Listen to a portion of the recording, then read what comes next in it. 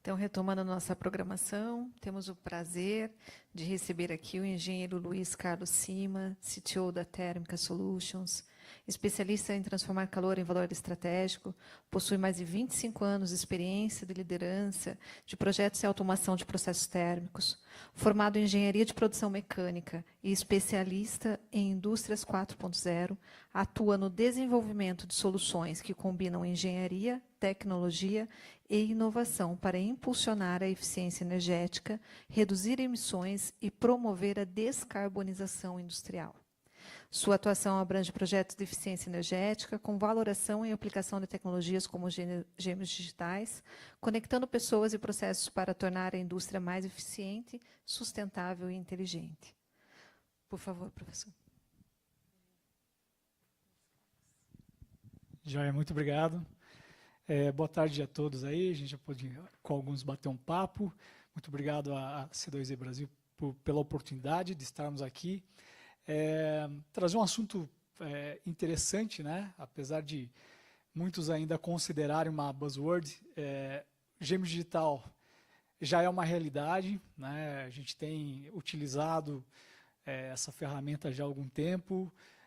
Vou rapidamente mostrar, né, que alguns paradigmas também que se tem sobre o gêmeo digital e principalmente ele aplicado em situações reais para processos térmicos, né? Porque se ele é um gêmeo digital, pelo conceito dele, um processo ou um equipamento, um ativo, ele pode se transformar digitalmente, né? O gêmeo digital ele pode ajudar aí nos processos térmicos também, tá? Falar um pouquinho sobre a térmica, né? A térmica é nós nos colocamos como uma Inditec, somos especialistas em tecnologia, né? Com profissionais com mais de 20 anos no mercado de engenharia térmica, desenvolvemos projetos de engenharia, equipamentos, digitalização e também ciência de dados, né? Com isso tudo a gente consegue, de ponta a ponta, né, fazer retrofits ou equipamentos, né?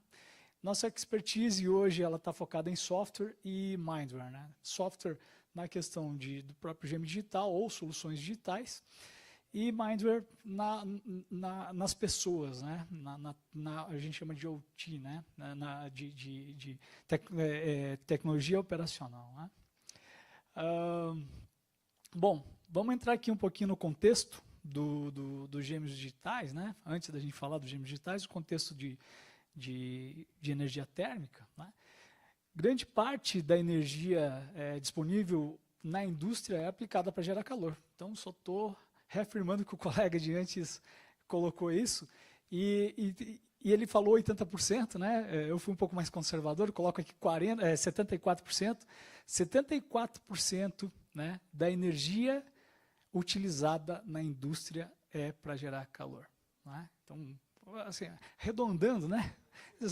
Exatamente. 70 a 80% é usada para gerar calor, né?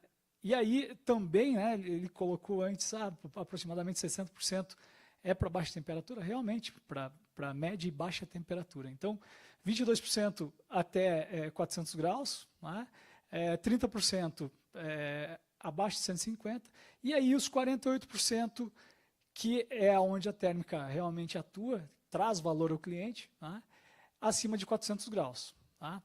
Então, assim, também colocando um ponto que o colega da apresentação anterior mencionou, por que quando se fala em conservação de energia, né, no aspecto industrial, a primeira coisa que é abordada é a eletricidade, né?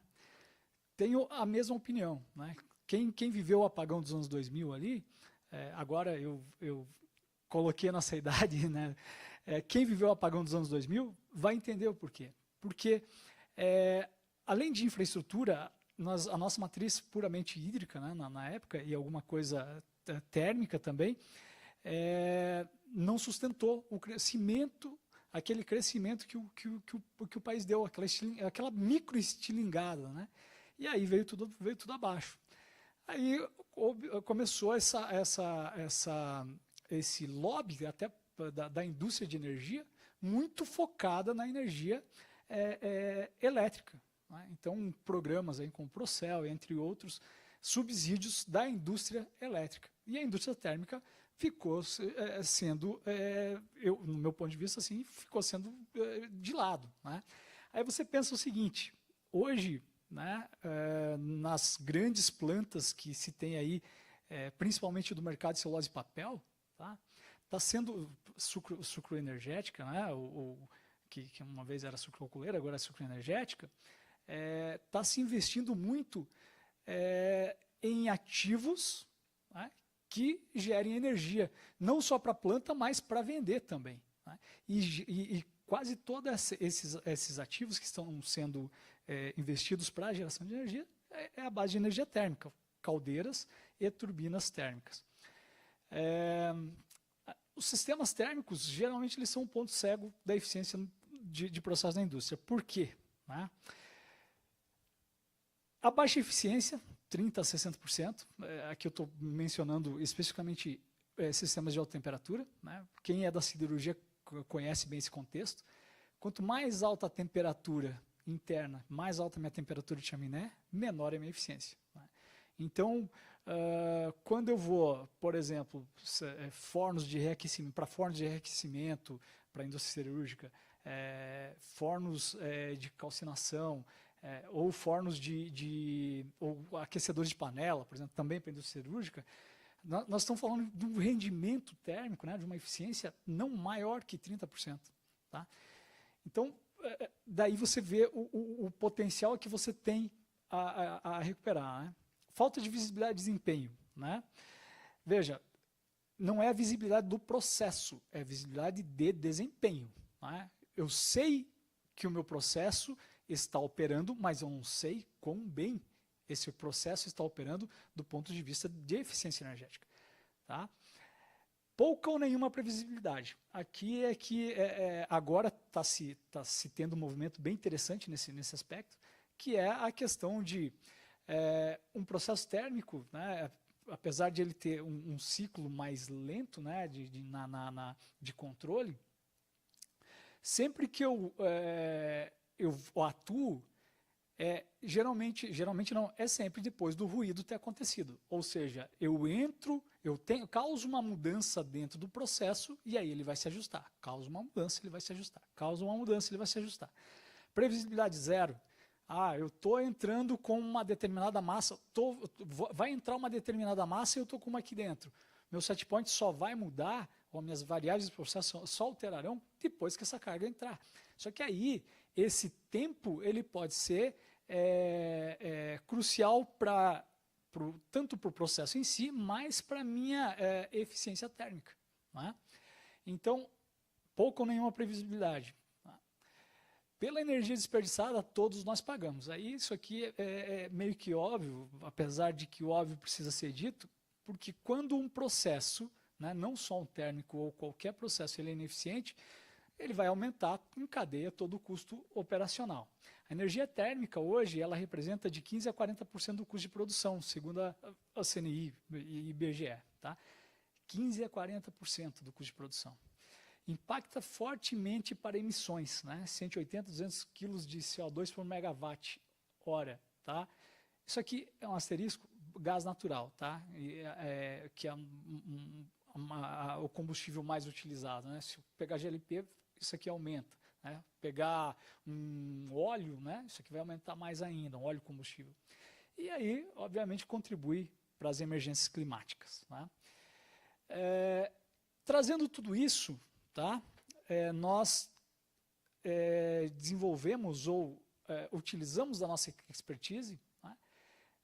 E trouxemos dentro do conceito do gêmeo digital a aplicação de um case de otimização numa central termoelétrica da ArcelorMittal. A gente apresentou 2 meses atrás, um mês atrás, aqui mesmo, né, na FIEP, junto com o Lincoln, meu colega Lincoln, da ArcelorMittal, né, esse projeto. Esse projeto foi muito interessante. Ele foi aplicado na planta de Tubarão. Né? É uma planta que ela tem de produção 7,5 milhões de toneladas a ano. em placas e bobinas, tá? É o terceiro maior produtor brasileiro de aços planos, essa planta. Tá? E desde 98 ela é autossuficiente em energia elétrica. Vocês já vão entender o porquê que ela é autossuficiente de energia elétrica. Por quê? Porque ela tem um sistema de cogeração lá. Ela utiliza os próprios gases do processo, né, como combustível para uma caldeira, né, para as caldeiras, melhor dizendo. Né. As caldeiras, consequentemente, acionam turbinas acopladas a geradores, né, e esses geradores geram energia para a planta e geram energia e o excedente para a venda. Tá? Aqui um esquema simplificado da planta, né? Inclusive com os sopradores para pressurização do ar de combustão. Tá? E o que se tinha? Né? Quais eram as dores do nosso cliente, né? Ou da ArcelorMittal? Primeiro, alta complexidade na tomada de decisão. Tá? Essa alta complexidade, ela vem, né, ela acompanha uma carga operacional muito grande, né, por parte do operador. Por quê? Você tem muitas variáveis e você é uma pessoa para tomar essa decisão. E muitas vezes essa decisão, ela nem sempre é melhor. Ou seja, você vai tentar jogar na tua segurança. Ela não é melhor em que sentido? Muitas vezes do ponto de vista do processo e muitas vezes do ponto de vista ambiental. Se você olha para o processo, você está abrindo algumas vezes mão do aspecto ambiental, que é o quê? Emissões. Tá? Se eu olho para as emissões, eu tenho que abrir mão de processo. Ou seja, trabalho com um pouco mais de excesso de ar, consequentemente, baixo o meu rendimento da caldeira, baixo a minha geração de energia elétrica. Então, o operador tinha que fazer, né, esse balanço, né, apesar de ele ter telas de operação, dados na mão que geravam algumas informações, mas ele precisava tomar essa decisão. E essa decisão era acompanhada de uma certa latência, porque ele precisa avaliar os cenários, né? Claro que baseado em alguns históricos que ele já tinha. Tá? Outro ponto, a disponibilidade de geração de energia era definida pelo operador. Lembra que eu comentei agora há pouco. Se ele abre mão do aspecto ambiental, ele tem disponibilidade, ou seja, ele gera um pouco mais. Agora, ambientalmente, essa planta, não sei se todos conhecem, né, ou quem pelo menos tiver a oportunidade de conhecer, ela está praticamente dentro da cidade de Vitória, ou no entorno da cidade de Vitória, e toda a emissão, né, gerada nas chaminés e pelos pátios de matéria-prima, depende do vento, literalmente, ela vai para cima da cidade. Né? Então, acaba que você tem que tomar algumas decisões. E a decisão, muitas vezes, era eu abro mão da disponibilidade de energia para eu não ter o transtorno, não gerar um transtorno, um passivo ambiental. Né? E aqui, né, como agora só complementando, as emissões impactavam negativamente o entorno da planta. Né? Então, dependendo do que o operador tomava de decisão, impactava negativamente o entorno da planta. Tá?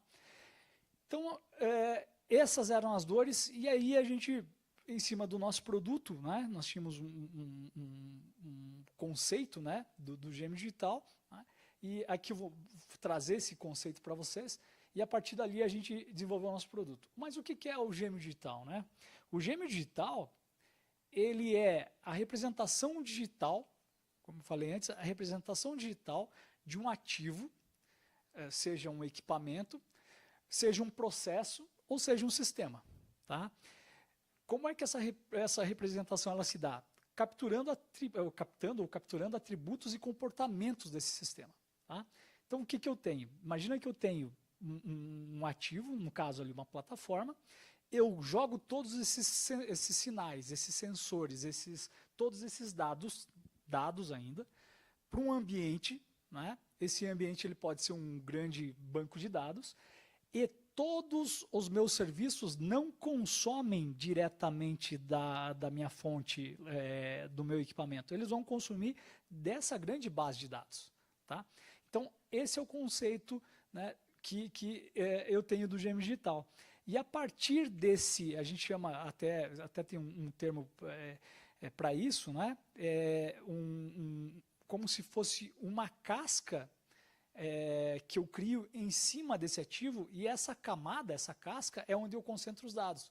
E todos os meus consumidores, né, seja aí a operação, seja por meio de supervisório, seja a parte industrial por meio do meu ERP ou de um MES, eles não consomem lá do meu ativo, eles consomem dessa estrutura, dessa casca onde eu montei, né? Nesse caso aqui, um grande data lake, né?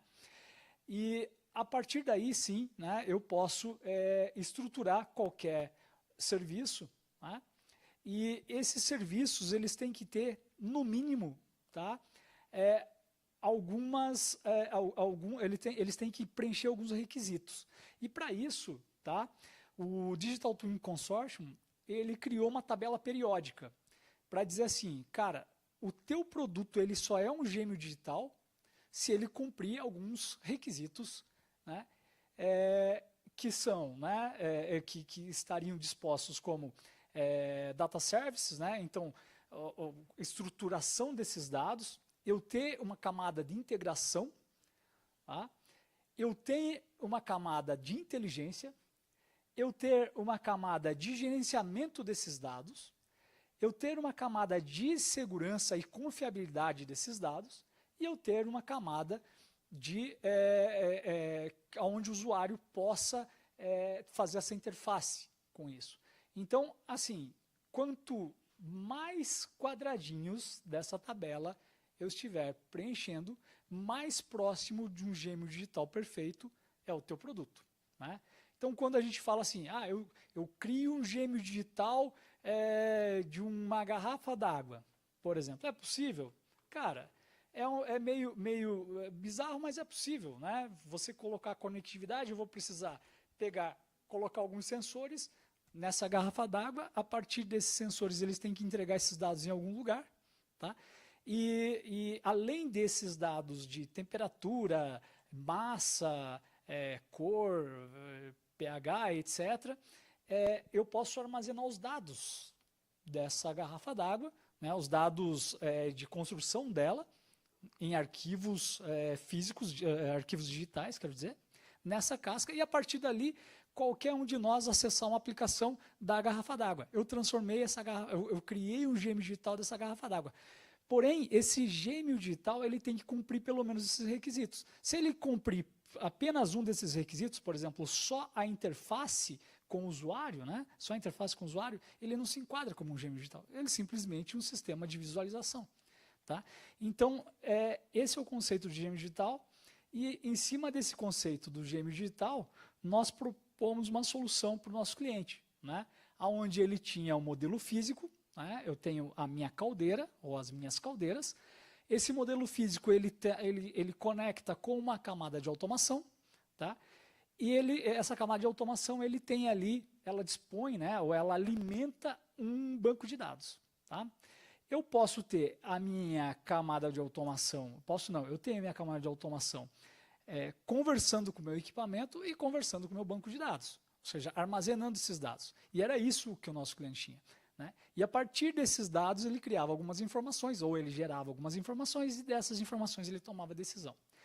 Bom, essas informações, né, que ele tinha, traziam colocavam todas naquelas dores que até então eu listei anteriormente. Bom, qual era o objetivo do projeto? Então, potencializar, né, esses ganhos de eficiência, mirando também a eficiência ambiental, não diria eficiência ambiental, mas mirando essas condições ambientais, né, esses limites de emissão. E aí nós criamos o quê? Nós criamos um modelo digital baseado nos dados, né?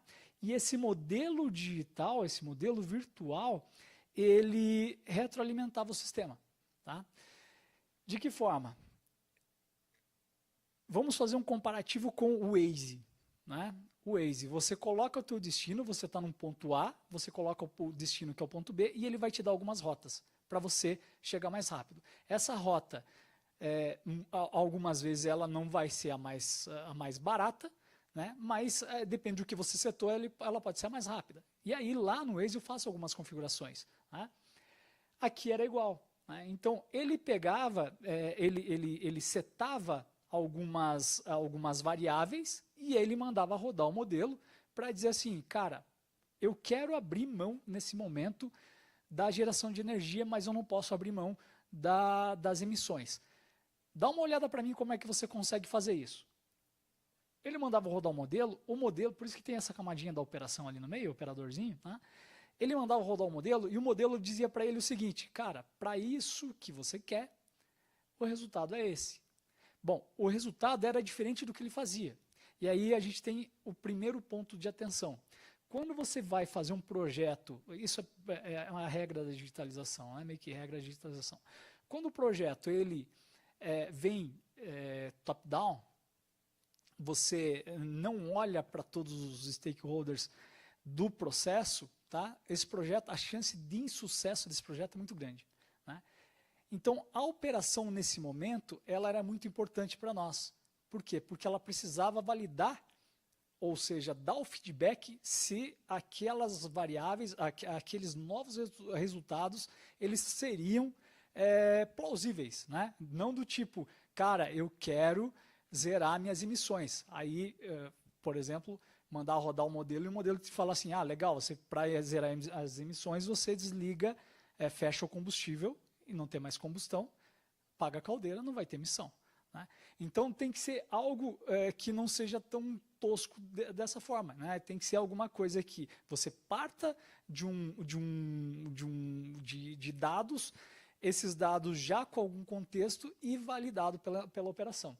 À medida que esse modelo vai rodando e a operação ela vai dando feedback positivo ou negativo, esse modelo vai aprendendo, ele é um modelo de aprendizado contínuo, ele vai aprendendo e vai melhorando, aprendendo e melhorando, aprendendo e melhorando, até ele estar no modelo muito próximo de operar sozinho. E aí a decisão é da operação ou de quem está tocando o negócio, se ele quer que o modelo opere sozinho ou não, né?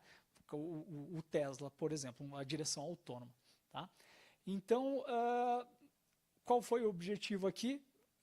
Criar esse modelo para que apoiasse, né, as decisões da operação. Bom, tivemos sucesso, tá? Por compliance, assim como na última apresentação que nós fizemos com o pessoal da ArcelorMittal, nós não podemos divulgar números, né? Mas os números são bem interessantes para quem viu, né? O resultado, um assistente para tomar decisão rápida e assertiva, ou seja, muito melhor do que as decisões que o operador tomava por conta, emissões sob controle e menor impacto ambiental, né? Então, de novo, por conta das decisões mais assertivas, você tinha um menor impacto, né? E, você tinha as emissões sob controle, obviamente menor impacto ambiental. Consequentemente, maior disponibilidade de energia também, porque ele otimizava os dois pontos, tá? E aí, a operação entendeu isso, que essa ferramenta, né, ela não serviria para substituir o operador, mas sim potencializar as decisões dele, comprou a ideia e o projeto acabou sendo realmente um grande sucesso, tá? Então, esse é um exemplo de que os gêmeos digitais, né, assim como a digitalização de processos, ela não é meramente para substituir o papel ou retirar o operador de linha. Ela é para otimizar, potencializar essas ações e sim, se por um acaso, dadas algumas operações, elas puderem substituir esse operador certamente ele vai fazer coisa muito melhor do que ele estava fazendo na frente de um forno, alimentando uma caldeira, seja o que for, né? Então esse objetivo é o grande objetivo da indústria 4.0, né? Lá no final. Aqui deixo o meu contato, né? Se alguém, nós temos mais alguns cases, né? Se alguém mais quiser saber mais sobre gêmeos digitais, a gente tem aí uma jornada bem interessante nos últimos 6, 7 anos aí trabalhando muito insistentemente junto com a indústria, no sentido de digitalizá-la, principalmente a indústria térmica, né? Por isso o nosso nome é térmica, potencializar a indústria usando ferramentas digitais. Okay? Eu fico aberto para perguntas, tá? Se alguém tiver alguma dúvida.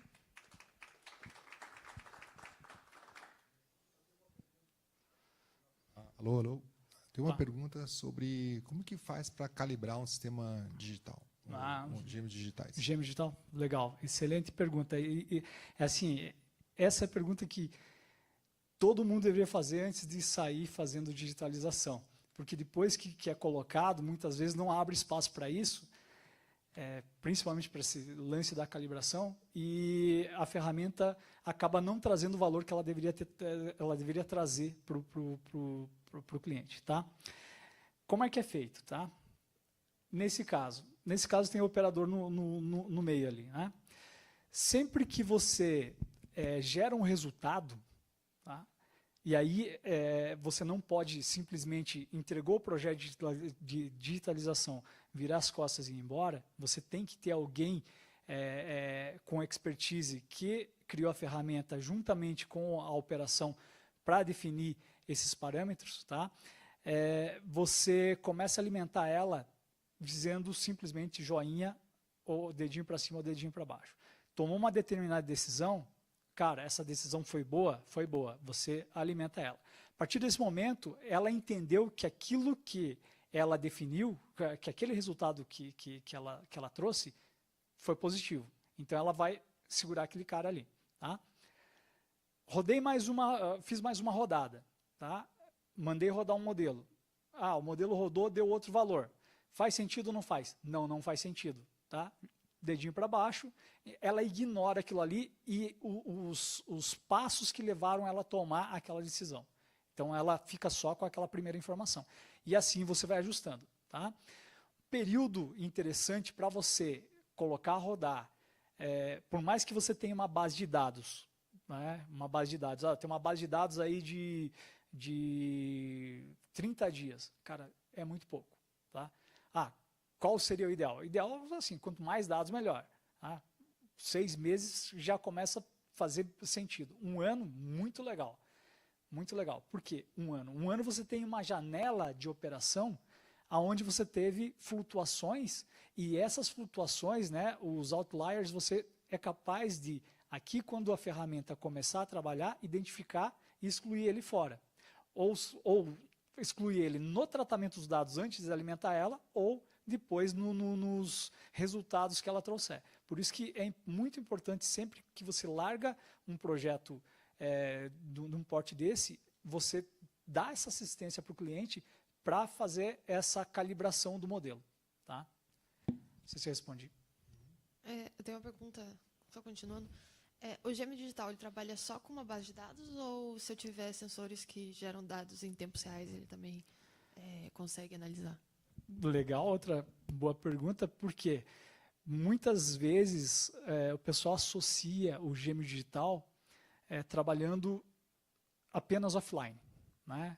E até com dados aleatórios. Tá? Legal para você construir ele, para você dar uma cara para ele, mas quando você vai para a indústria, você tem que ter uma base de dados desse dado processo. Então, assim, se eu tenho um SCADA, né, um supervisório, tá? Esse gêmeo digital ele substitui o supervisório?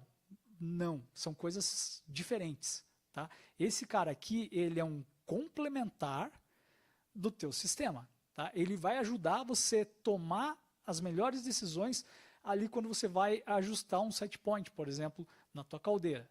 Tá? Mas eu posso trabalhar com isso aqui online? Cara, pode, sem problema nenhum. O mesmo dado que alimenta o supervisório pode alimentar ele. Tá? Qual é o asterisco que eu deixo aqui? Como ele é um modelo que ele roda, ele precisa ter um determinado momento, um determinado período para ele se ajustar, pode existir uma latência. Então, se o teu processo ele precisa de uma resposta muito rápida, então é melhor você fazer com dados offline, treinar e imputar dados no modelo e depois que ele estiver bem maduro, você colocar ele para tomar todas as decisões. Num primeiro momento, offline, depois online. O processo de uma caldeira. Tranquilo, ele vai aprendendo e depois você deixa ele online, até porque se você mudar sei lá, vamos pensar assim, o set point de pressão da caldeira em um bar, tá? Ela vai demorar, ela não vai ser instantâneo que ela vai fazer isso. Tá? Então, ele vai conseguir recalcular tudo isso antes da pressão, dessa pressão alterar e ele te dá o resultado. Claro, vamos lá. Alô? Eu queria saber qual que é a estratégia da térmica para enriquecer esses dados. Se no modelo vocês usam algum tipo de machine learning ou algo do tipo. Sim. Na verdade, como eu falei, você cria alguns modelos, né? Por exemplo, cada caso é um caso, né? Apesar de ele parecer um produto, a gente diz que ele é um produto, mas ele tem uma camada de projeto, né? Por quê? Porque cada caso é um caso. O que é produto, então? Toda a parte de coleta de dados, como eu estruturo isso e tal, isso é produto. Como eu invisto para a nuvem, como eu armazeno, como eu rodo lá, isso é produto. Aí entra a segunda parte, né? Qual o melhor modelo para que ele entregue o melhor resultado? Aí vai depender muito da aplicação e também dos resultados que esses modelos podem trazer. Por exemplo, aplica o modelo de regressão ali, né? Modelo de regressão simples. Deu resultado? Cara, isso é muito complexo, não vai dar. Tá? Então eu tenho que pensar numa outra estratégia. Tá? E aí, de novo, aí cada modelo cada projeto pode ser, não estou dizendo que cada projeto será um modelo, mas geralmente tem uma pitadinha de uma implementação e alguma coisinha diferente de um projeto do outro. Tá? Então, a gente não tem apenas uma estratégia, ali são algumas para colocar a rodar. Ok? Ok, aproveitar e agradecer a sua explicação, a palestra. Tem uma dúvida também, né? Com o advento da indústria 4.0, hoje a gente também tem aí o que eu acho que vai ser o próximo passo da atualização, que é a inteligência artificial, né? Então, com o uso do gêmeo digital, existe algum estudo já em andamento ou algum planejamento para que com o uso da inteligência artificial, você colocando o gêmeo digital para rodar, você consiga de uma forma mais rápida uma otimização do processo por essa metodologia, sem o usuário em si? Na verdade, a minha questão foi... Não, muito legal, sabe por quê? Porque a gente pensa que quando eu criei isso aqui, eu criei um modelo com inteligência artificial, eu posso abandonar a operação. E não é bem por aí, tá? Por quê?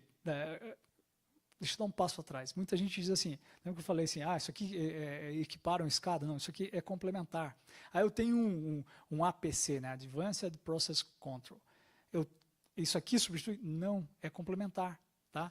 Por quê? Porque uma escada, por exemplo, um supervisório em si, ele é genérico. Você depende de uma carga técnica, de alguém que tenha um conhecimento técnico de operação para operar ele. Tá?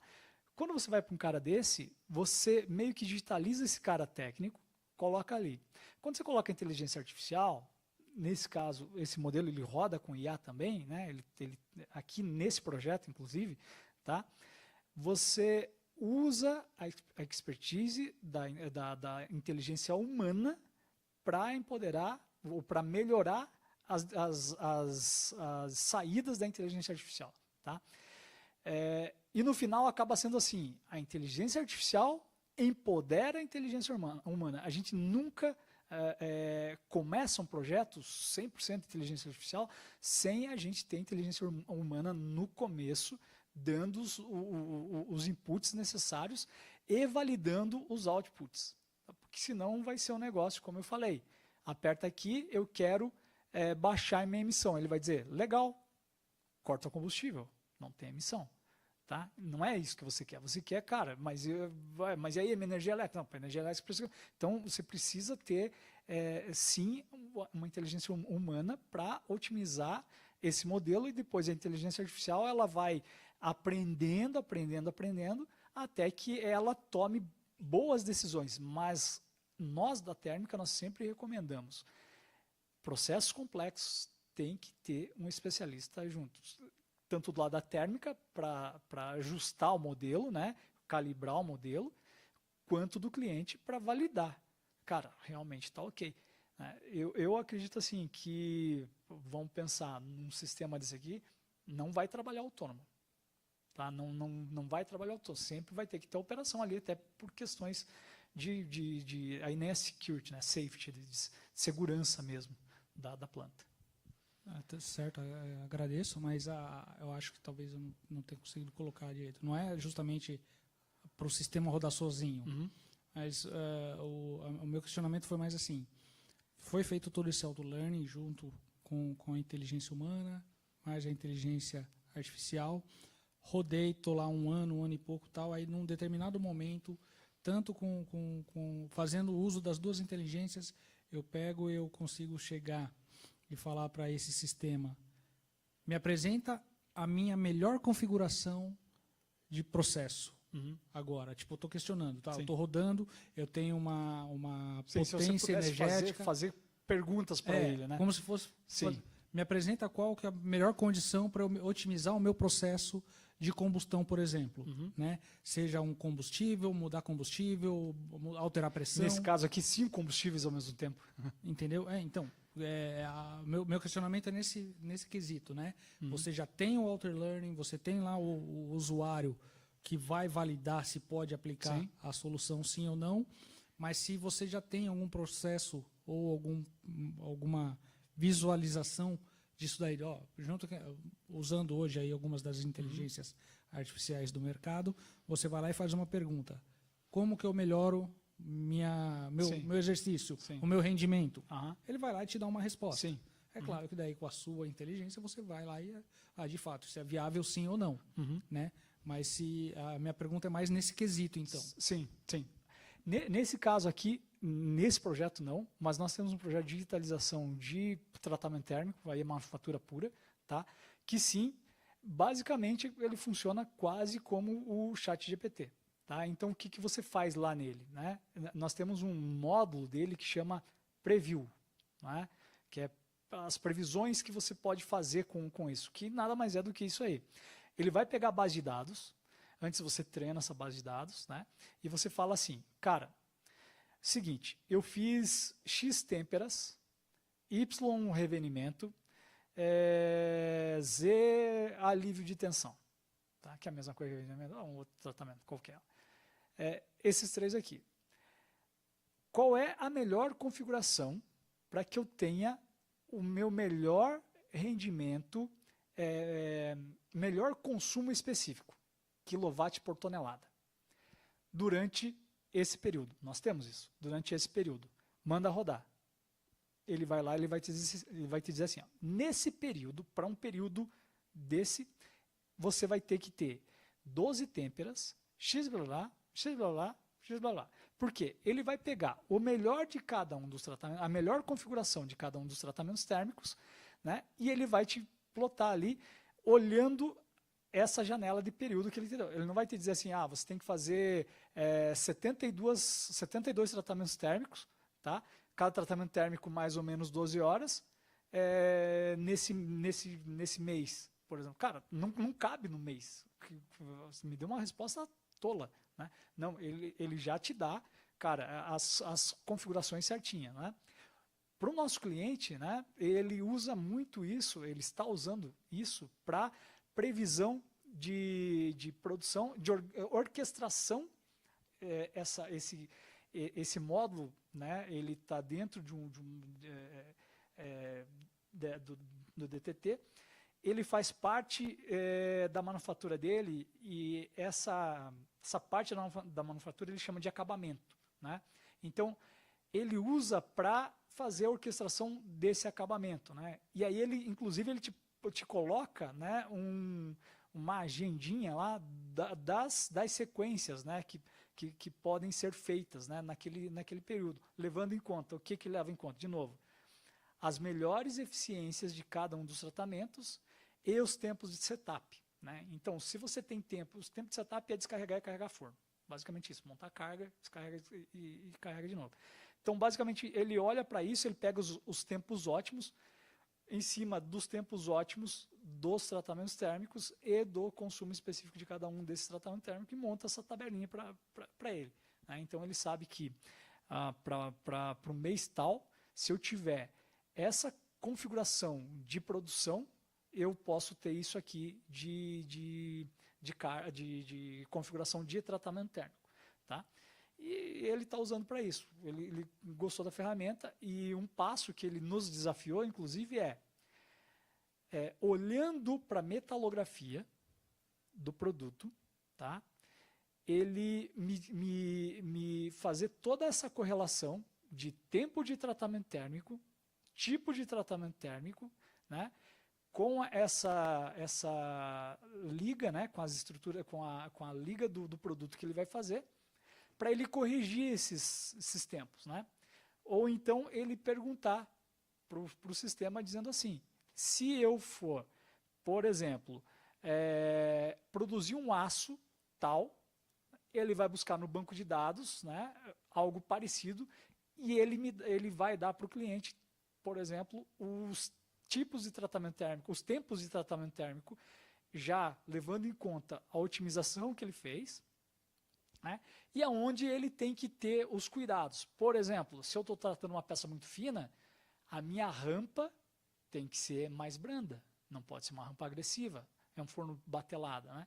Então, é um desafio muito interessante, né? Por quê? Porque ele está pegando toda a cadeia de produção dele. E aí é uma massa de dados bem pesada, né? E aí, assim, é um desafio bacana. Não tem... assim, ele seria, no caso aqui, ele não seria um gêmeo digital do ativo, mas sim de um sistema, de um processo todo, né? Isso é legal. Show?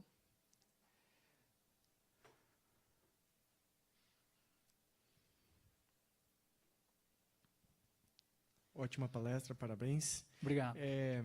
Você falou bastante, fez muita abordagem, né, da sugestão ou da intervenção, momento ou até um pouco antes, junto com a ação humana e tudo mais, dando alimentação e subsídio nesse aspecto. Mas eu queria saber mais, e no aspecto mais preditivo, naquele sentido assim, poxa, entrou alguma coisa aqui no meu RP que já deu para o sistema captar que vai ter que baixar a carga da caldeira ou algo nesse tipo. Esse sistema também pode atuar nesse sentido? Também. Aqui, na verdade, ele tem essa possibilidade porque essa CTE ela trabalha com 5 combustíveis.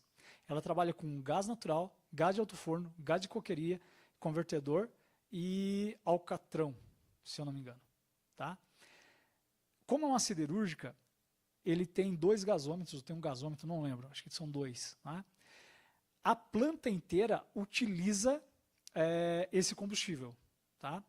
Então, como é que era feito? Toda vez que, por exemplo, a laminação vai aumentar a produção, né, usando os fornos de reaquecimento que usam gás de alto forno e também natural, se eu não me engano, usam o gasômetro mais o gás natural, tá? Aqui dava problema, porque você tem um combustível compartilhado, né? Nesse caso, né, o que acontece? Toda vez que você tem uma demanda programada, ele já vai dizer assim, ó, em tal momento você, o operador, né? Lembre que aqui ele precisa do operador. Em tal momento você vai ter que fazer tal ação num combustível tal, porque lá pediram e não vai ter suficiente aqui. Antes isso era quem ligasse primeiro. Né? Pô, a Cearia ligou primeiro, fecha tudo aqui, manda para o outro. Ah, não, aqui ligou primeiro, a Cearia, me desculpe, aqui tá precisando. Né? Nesse aspecto, né, a gente criou um módulo de predição. Se você extrapolar isso, imagina que você tem uma alimentação aqui, vamos levar para a biomassa, por exemplo, que é um caso bem típico aí, em plantas de celulose de papel, sucro energético. Você pode vincular isso com, por exemplo, a tua umidade de bagaço. Tá? Se eu tenho hoje, geralmente, como é que o pessoal faz? Né?